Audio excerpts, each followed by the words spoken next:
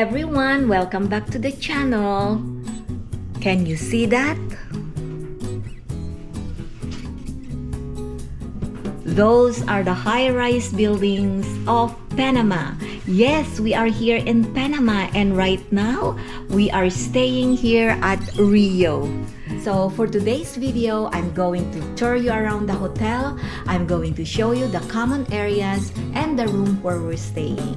I'm going also to show you what to see if you're up here. So right now we are on the 33rd floor of Rio. Well, I'm going to show you also the buffet breakfast. It's very interesting. So if you are planning to come here in Panama and looking or searching for a hotel to stay, this video is for you.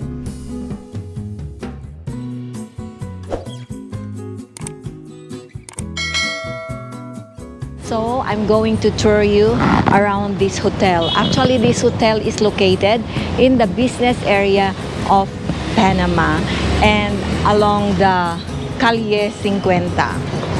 So come along with us and let's explore this hotel. So this is the main entrance of the hotel here. So if you are taking a taxi or Uber, this will be your drop-off area. And also in the morning you can see some bus tours here and also the van tours. So let's go.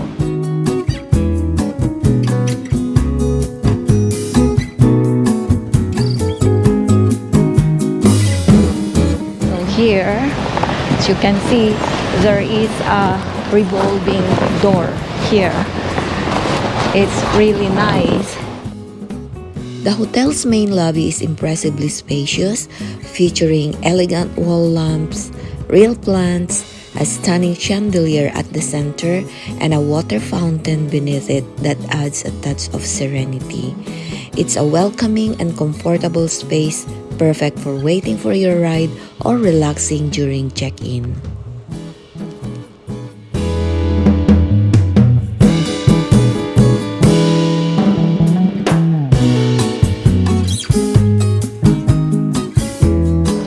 So this is the Studio 50, which is a Japanese restaurant. Yeah, at night time, it's so busy in here. So it has a well-stocked bar, plenty of tables to accommodate for both small and larger groups. It's an ideal place to enjoy the meal, grab drinks, and hang out with friends. And here is the Taste Fusion restaurant. It's like an a la carte restaurant. The Taste Fusion restaurant is another excellent dining option at Rio, offering a fine dining experience with warm and inviting ambience. Yummy, yummy. Yummy.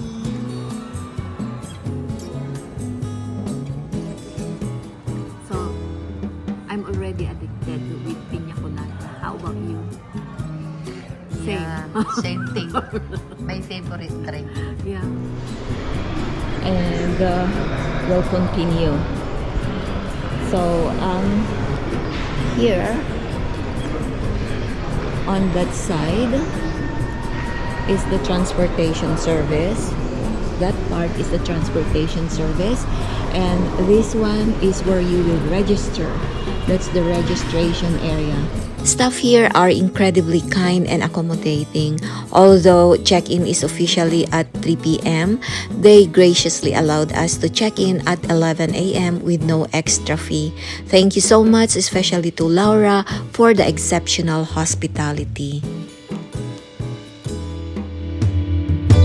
On this area, these are the bell service. Okay, so let's go this side. This is the gift shop. Maybe we have to enter. Hola! Just checking.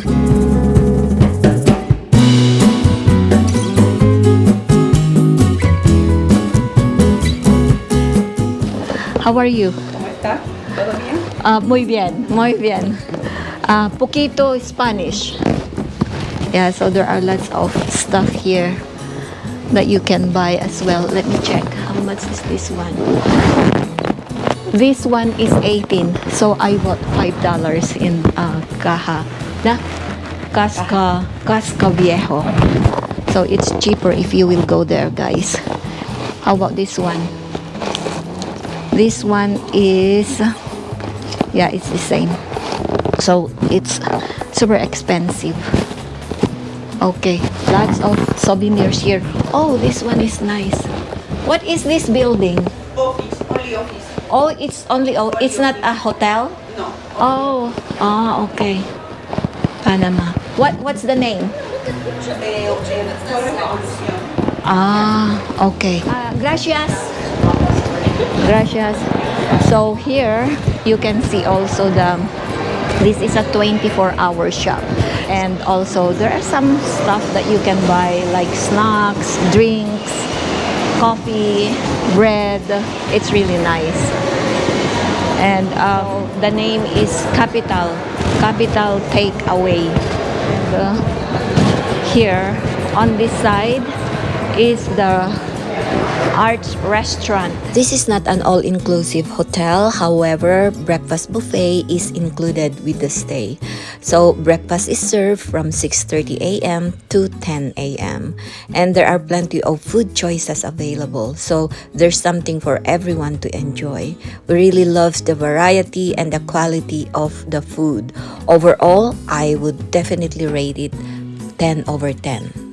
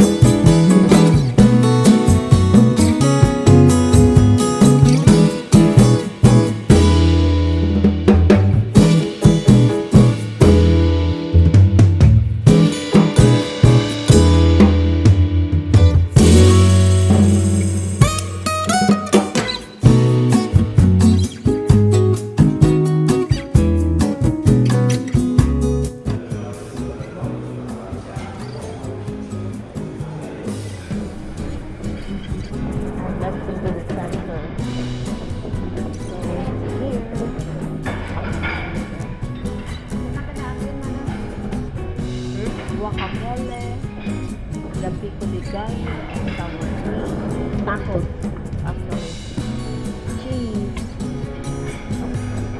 and chili con carne. This is breakfast, guys. Look. Pancakes. Yummy. Oh, you can have your fresh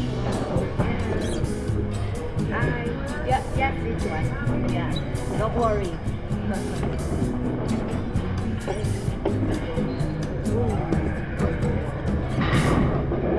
Rice.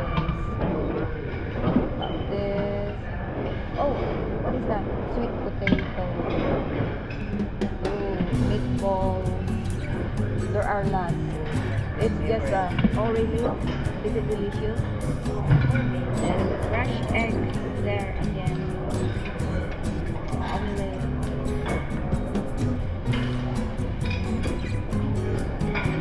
Corn tortillas, they're also fresh. Different kinds of corn tortillas. And what is this?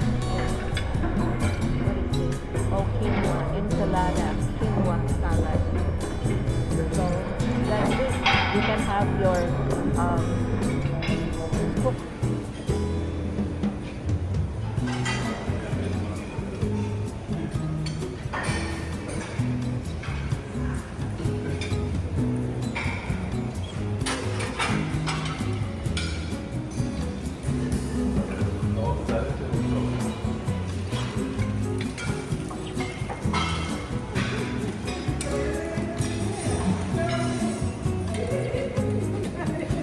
Wow, iba-iba. Tamales. Tamales.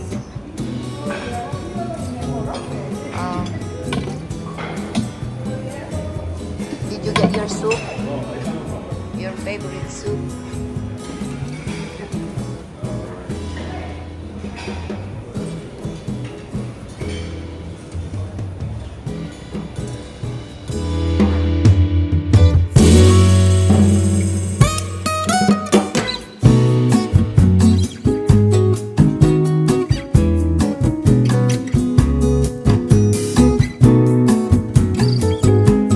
The pool area. So here, nice decorations again. And yeah, that's the extension of the breakfast. And here is the swimming pool. I think the swimming pool is too small for this hotel. It has many guests, so I think this swimming pool is not enough. There's a bar over there, Ibiza pool snack bar. Yeah, so while swimming you can buy your drinks and just relax and watch.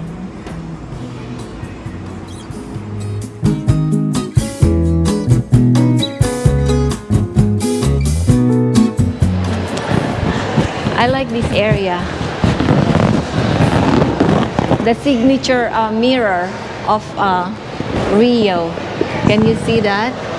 I've seen one like this in Mexico also. It's a beautiful and big mirror. And this is the crown level lounge.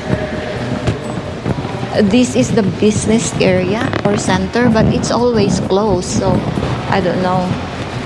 Yeah, this is the entrance of the lounge. As you can see, there are some snacks there as well. And if you want to take the stairs, this is where you will go.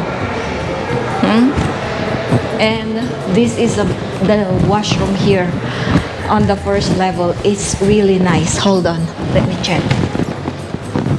Okay, look. This is the washroom. My goodness. So nice. Look at those decorations. Golden decorations. And the mirror, and it's so clean and it smells fresh as well. Okay.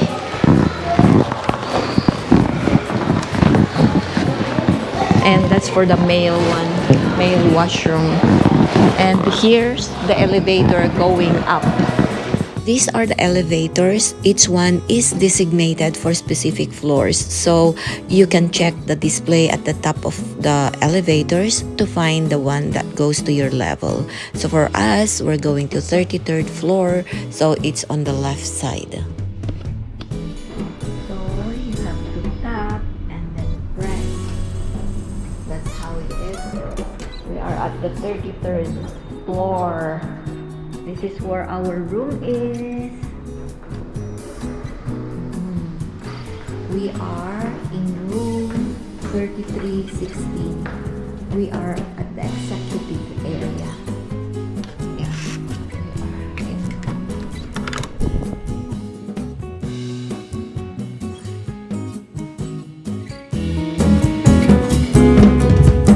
So as soon as you enter, to the left side is where you can find your robes, your extra blanket, iron and ironing board, and also the safety vault. And to the right side is the washroom. It's very clean and spacious, and there's a shower area here with a large rainfall style shower head and a selection of toiletries.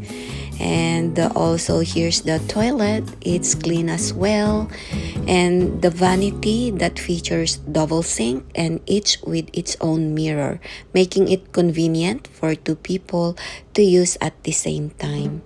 This is really designed for comfort. The lightings are okay as well. Let's continue the tour. This area features a full-length mirror, perfect for checking your outfit before you will go out. And here's the mini fridge. It's already stocked with drinks, which are complimentary. And on the top, you'll find an ice bucket and a coffee maker for your convenience. So There's also a baggage bench here for easy luggage access. And these are the twin beds, one for my sister and one for me, and each bed has a reading light on each side, ideal for bedtime reading. And the TV is mounted across from the beds with the drawers below for extra storage, and there's a convenient outlet here as well. And between the beds, you'll find another outlet as well as the telephone, making it easy to stay connected and charge devices. Small working table here, or you can also eat here, and also a sofa with a table. And this is my favorite part. As always, you can see the high-rise buildings of Panama.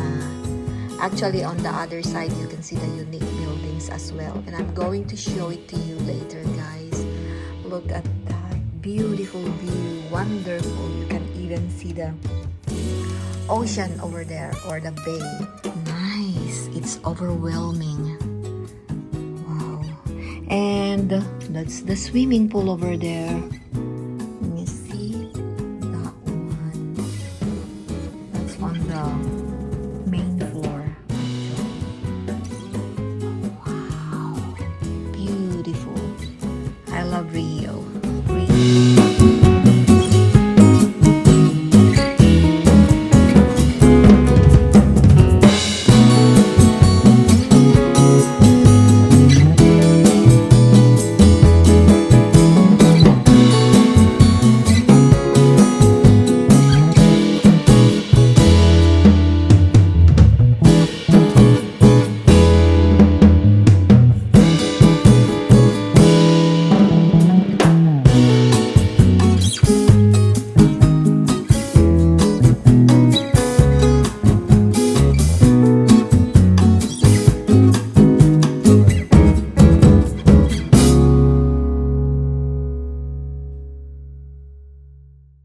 This area includes the spa, salon, and gym.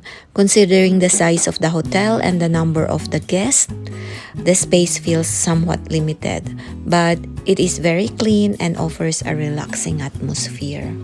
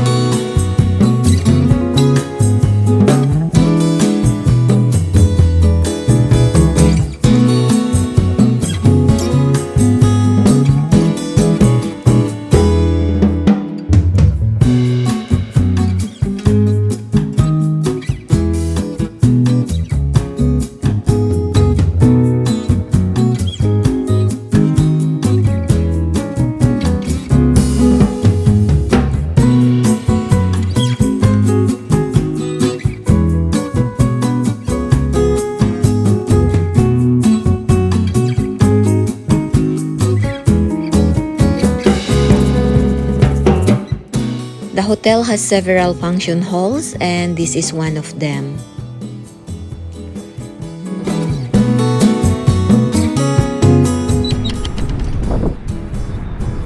Wow! Look at that, guys!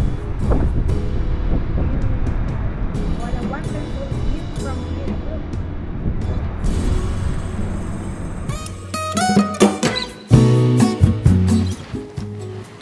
Look. So, I hope you enjoyed the tour, guys, and I hope it helps you a little bit if you are planning to stay here at Rio in Panama. So if you like this video, please don't forget to give a thumbs up, comment, and subscribe. And also, if you are still looking for a hotel here in Panama, I have a walking tour coming, like the Hilton Hotel and also the Dreams in Playa Bonita. So, see you in my next video.